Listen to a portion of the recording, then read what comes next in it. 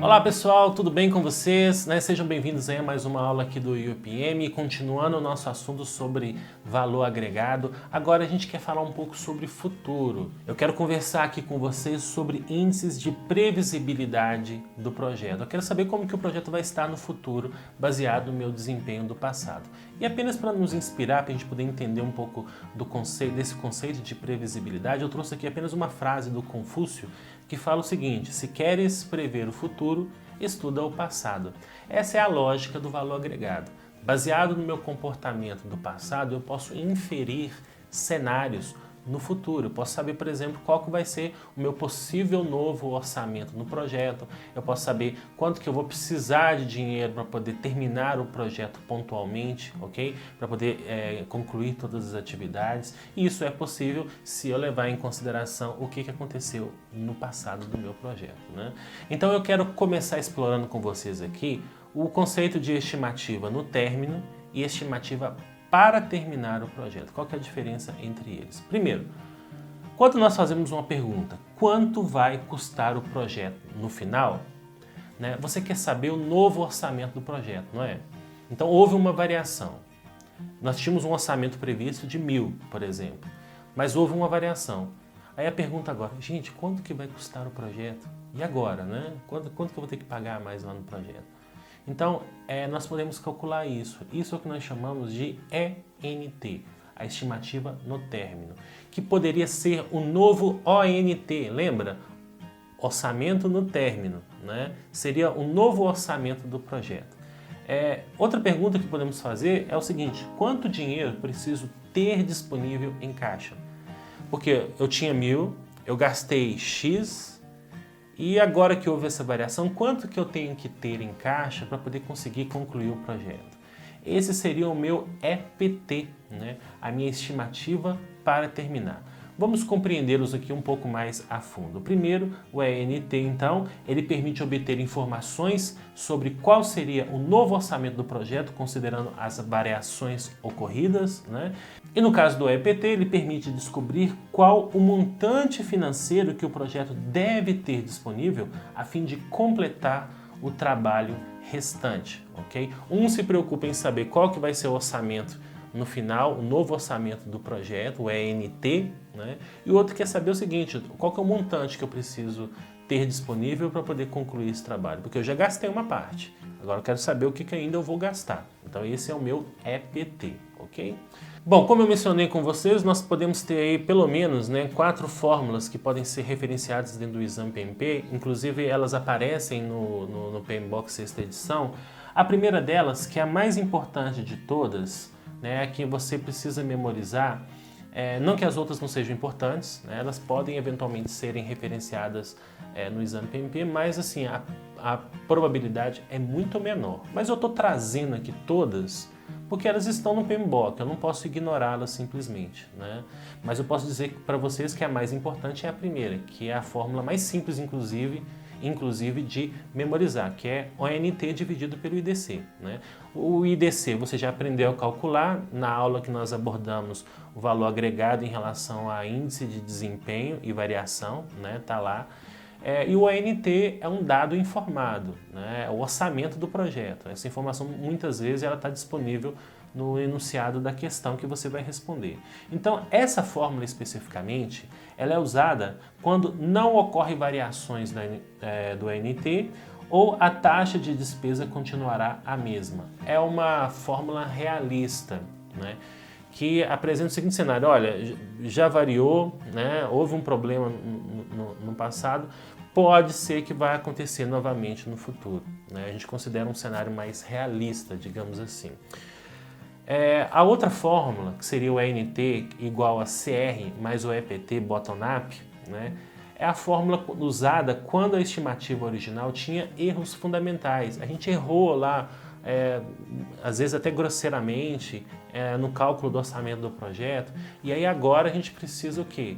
Para saber a estimativa no término, a gente precisa considerar o custo real, que é o que eu já gastei, com o meu EPT, que é o que ainda eu tenho para gastar. Somando esses dois, a gente vai ter aí a estimativa no término do projeto, né? Temos uma outra fórmula que é mais otimista, olha, houve uma variação no passado, isso não vai acontecer novamente. Não, isso é um evento isolado. A partir de agora, tudo serão flores. Nós vamos fazer uma gestão assim, muito integrada, completa do projeto, sem aberturas para falhas, né? Vamos supondo um cenário nesse tipo, né? Então essa é a fórmula usada quando variações são atípicas, ou seja, né, aconteceu uma vez e não vai acontecer novamente. E não ocorrerão novamente no futuro, né? Ou seja, uma visão otimista, enfatizando este aspecto. Assim como nós temos então uma visão realista, otimista, né? Nós também temos uma visão pessimista do projeto, onde vai apresentar um cenário mais terrível, digamos assim, né? É justamente essa última fórmula apresentada na nossa tela, que é a fórmula de ANT igual ao custo real, e aí a gente vai pegar o ONT menos o VA e dividir pelo IDC vezes o IDP do projeto. Então aqui nós estamos inserindo novos elementos, considerando variação tanto de custo quanto de prazo, né, variação não, perdão, índice, né, de desempenho de custo e de prazo, para podermos ter uma visão de uma visão mais pessimista do projeto. Olha, aconteceu problemas no passado, isso ainda pode piorar ainda pela frente devido às altas mudanças, ao cenário de incerteza que nós estamos enfrentando em relação a este projeto especificamente, ok? Como eu mencionei com vocês, a nossa principal fórmula aqui é justamente o ENT igual a ONT dividido pelo IDC do projeto. É a que tem mais chances de cair no exame PMP e CAPM. Mas eu não vou simplesmente ignorar as demais nessa aula, eu preciso apresentar todas para vocês. Mas tenho isso em mente, tá bom? Então vamos começar a explorar um pouco mais da estimativa no término. Eu trouxe aqui os valores para nós, podemos efetuar os cálculos, né? O meu ONT igual a 1000, o IDC nós já calculamos, né? Deu 0,92, que é o meu VA dividido pelo meu CR, 550 dividido por 600, e logo a minha fórmula principal que nós temos aí, ONT dividido pelo IDC. Como que fica esses cálculos? Se eu pegar 1000 e dividir pelo meu IDC, 0,92, eu vou obter uma estimativa no término de 1087. Então, eu tenho um planejado de 1000, meu orçamento no término de 1000, mas agora, devido à variação, eu tenho uma outra realidade, uma estimativa no término diferente, que é de 1087. Então, analisando os resultados de ENT, né, de 1087, refere-se ao novo orçamento, ou seja, a previsão do custo total do projeto no final, tá bom? E aí esse quadro vermelho aqui é justamente para lembrá-los, né, que essa é a forma mais recorrente no exame PMP, ok? Vamos ver um pouco então das outras fórmulas. Para isso eu vou precisar do meu CR, né, que é de 600, meu custo real. A minha EPT, depois nós vamos aprender a calcular também, que é dada pela fórmula estimativa no término menos o custo real, ok? E logo a minha fórmula é ENT, que é igual ao meu custo real mais EPT, né? Então, usando aqui a fórmula para cálculo, nós temos que o ENT vai ser igual a 600, que é o que eu já gastei, mais o que eu ainda tenho para gastar, que é 487. Logo, a minha estimativa no término é de 1087, que é igual ao valor anterior. Isso talvez demonstre aí que não existem falhas, né, em relação às estimativas originais do projeto, tá ok? Analisando então os resultados do ANT, refere-se ao novo orçamento, a previsão do custo total do projeto, mesma conclusão que nós temos da fórmula anterior, e essa fórmula é usada quando a estimativa original tinha erros fundamentais, no caso não tem erros fundamentais porque o valor é o mesmo, ok?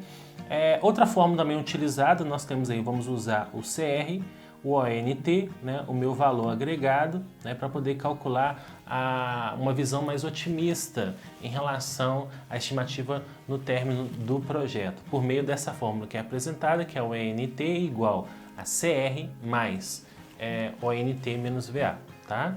Então, usando a fórmula, substituindo os valores, nós temos 600 mais 1000 menos 550, né? Isso vai dar um resultado de 1050, que é uma posição mais otimista, né? O outro lá era 1087, essa aqui está dando 1050.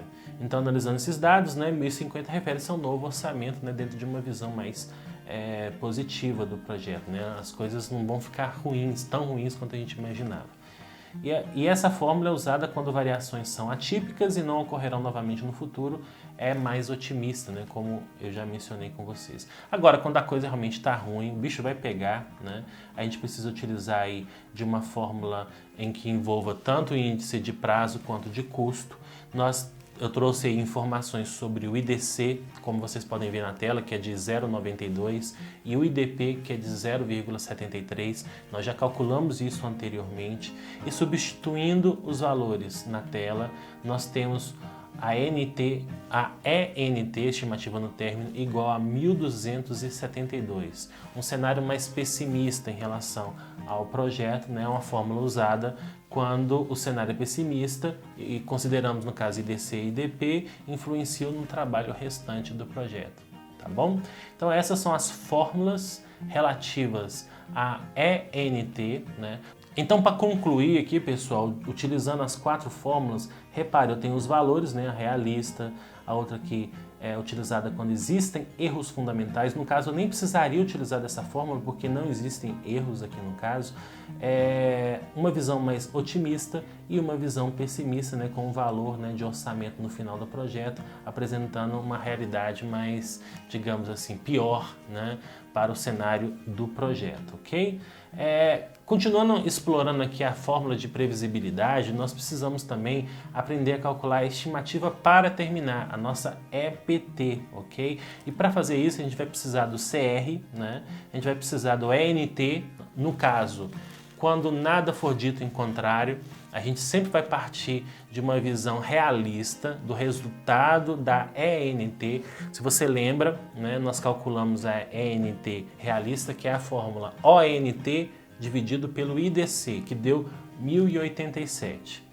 Então, a fórmula de EPT vai ser igual à estimativa no término menos o custo real. Substituindo, portanto, os valores, 1087 menos 600, nós vamos ter uma estimativa para terminar de 487. Isso significa, então, né, que nós precisamos, a partir daquele momento que eu medi, ter disponível em caixa para conseguir concluir o projeto 487, ok?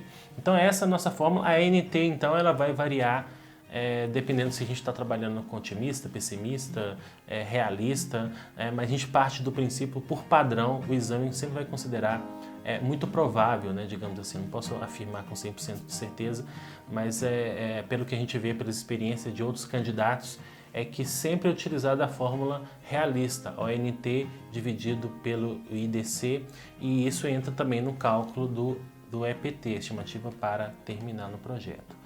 Outra fórmula que eventualmente pode ser citada no exame PMP é a fórmula de variação no término, né? Eu quero saber o quanto que variou no término do projeto, né?